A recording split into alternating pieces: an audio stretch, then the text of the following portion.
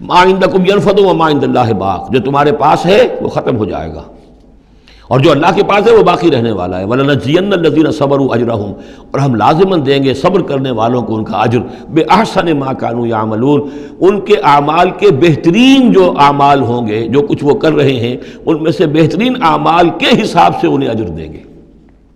یعنی ہر نیکوکار کے سارے اعمال ایک درجے کے نہیں ہوتے، کبھی چھوٹی نیکی کی ہے، بڑی نیکی کی ہے، لیکن ہم ان کا مقام ان کی بڑی نیکیوں کے حوالے سے معین کریں گے۔ من عمل صالحا من ذکر او انثی وهو مؤمن، جس نے بھی نیک عمل کیا، خواہ وہ مرد ہو خواہ عورت، لیکن ہو مومن،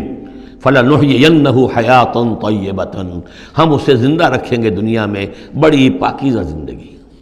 اسے دل کا سکون ہوگا۔ الا بذکر اللہ تطمئن القلوب، ان کے لیے نہ خوف ہوگا نہ کوئی حزن ہوگا۔ الا ان اولیاء اللہ لا خوف علیہم ولا هم يحزنون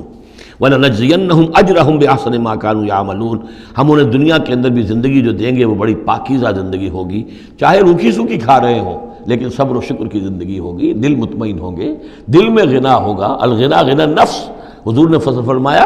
اصل جو ہے امیری وہ تو دل کی امیری ہے، دل غنی ہے تو انسان غنی ہے، اور کروڑوں روپے رکھتا ہے پھر بھی اس کے اندر لالچ ہے تو وہ فقیر ہے۔